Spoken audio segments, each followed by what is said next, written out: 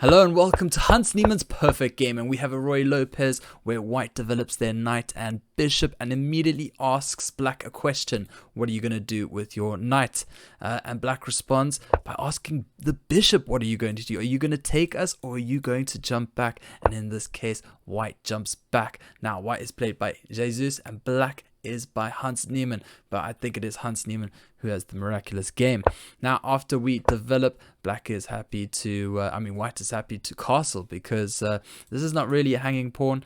If we take this, they can immediately attack us, and once we jump back, they take us, and there's two attackers on this pawn. You're going to get it back, so black's just happy to leave that pawn there. They develop their bishop, and after they bring the rook to the center, we immediately strike that bishop, asking another question, and they have to move back. Now after black castles kingside, white is going to just try and restrict the knight's movement here, but we're happy with that. We can develop our bishop, getting it on this beautiful diagonal. That is going to be a crucial diagonal in this game.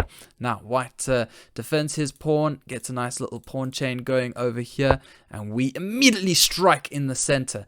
Now Hans's idea here is a sacrifice of a pawn, because as you can see, we've got 1, 2, it's a little bit of a tough situation here, and after takes,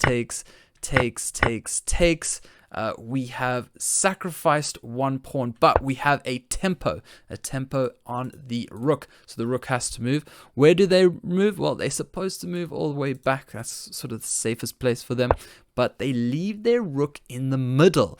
Now this is an obvious error, because you're asking for it to be pinned or to be skewered with this bishop.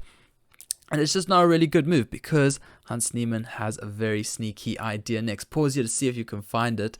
This move is quite a difficult one to spot. It is pushing the pawn, because after they develop the knight, we can push this pawn. And after pawn takes, it's another sacrifice of a pawn, right? Pause here and try and figure out this move. This is a truly brilliant move. It is knight to c3. Now the idea here is that you are attacking this rook. You're attacking the queen, attacking the rook also with the bishop, so it's a discovered attack, and this is not a protection because the queen is undefended. So what does white do here? After they push here, this is obviously a blunder, because you can just move back and all the same dynamics are in play. This is still pinned, this is still attacked, this is still attacked, right? They take the knight, but that allows us to take the rook, and so we're just going to get a rook for a knight. And again, like I said, you can't take this because this is undefended. Now after white develops their bishop, obviously trying to get active, we can simply bring back our bishop, keeping that for the end of the game. That's going to be a crucial part of this whole plan. Now after they push, we are going to not take, we're going to push for ourselves, and this is a third pawn sacrifice. Absolutely brilliant. If you take this, we attack the bishop. Wherever you go, we are now going to trap this guy, because there is nowhere for him to go, and obviously you can't take because it's defended. So not really a sacrifice because you can't take it. Bishop has to move back, but that now allows us to force this exchange basically. And now after they bring their rook back, just trying to get it to a more useful square, we can now attack the queen. A little bit of inaccuracy, putting the queen over there.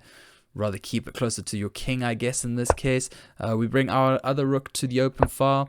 They finish their reroute process, getting their knight onto the king side, but now we are threatening checkmate, and this is where the bishop comes in. Brilliant battery over here, and white defends with the queen. You don't really want to be defending with your queen, right? Because she's like your most powerful piece, and is going to be very vulnerable to being attacked.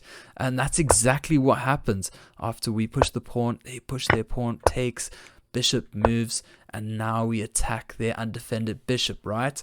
They defend it with the rook, and now here is another time for you to pause and figure out what the best move is. After this move, white resigns. Okay, so yeah, can you find Hans Niemann's next move? And no cheating, okay? I'm going to spoil it for you if you haven't paused yet. It is rook takes bishop and white resigns on the spot, because if you take rook to the back rank and you are skewing to the king, and like I said, you don't really want your queen to be defending because it's going to be an easy target, right? So yeah, because you can't you know, save your queen, that's just resigns on the spot. And yeah, GG. So hope you enjoyed this video. Leave a like, leave a comment, let me know if you found those moves. Let me know what your whole thoughts are in this whole situation with Hans Niemann and Magnus Carlsen.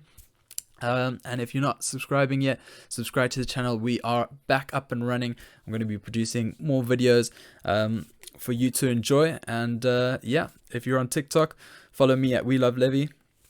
We Love Levy 2 is where I go live. And yeah, we play against viewers and all sorts of stuff. Have a bit of fun. But yeah, I hope you enjoyed this. I really, I saw this game and I thought I had to do a video on this because this is absolutely incredible. So I hope you enjoyed it as much as I did. And bye for now.